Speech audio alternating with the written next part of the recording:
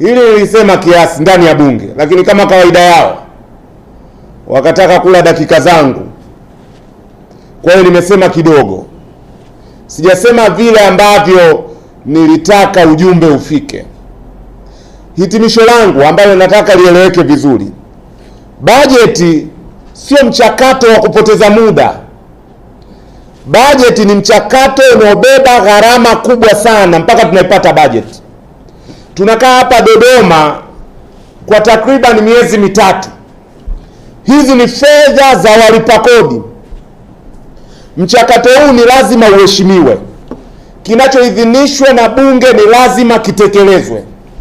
Sasa ukisema hotuba ya bajeti ya waziri wa kilimo inaeleza bayana kwamba utekelezaji wa bajeti iliyopita ambayo ni bajeti ya mwaka 2025 2026 mpaka kufikia mwezi Machi, na nyinyi mnafahamu mwisho ni mwezi Juni, kwa sababu mwezi Julai tunaanza na bajeti mpya ya serikali.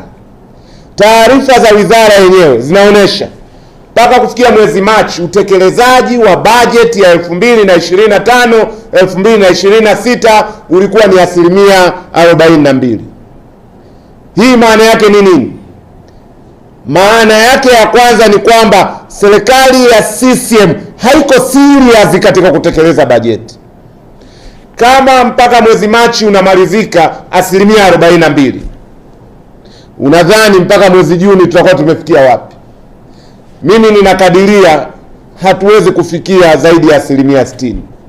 Sasa ndio nikasema kwamba hii inapoteza maana nzima ya mchakato wa bajeti.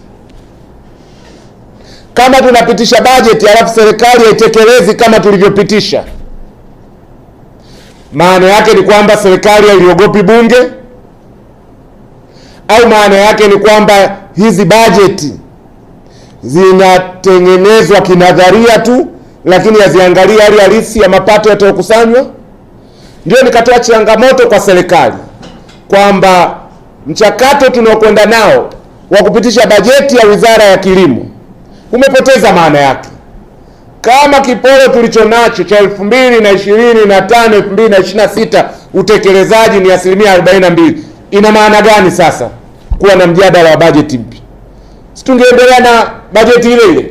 Yaani miradi ya umwagiliaji na madeni chungu tele, wakandarasi hawalipwi. Tunaelezwa na taarifa ya wizara yenyewe ni kwamba takribani miradi ya umwagiliaji 50 ambayo ilipaswa kutekelezwa katika mwaka huu haijaanza, na miradi mingine 10 inacheche.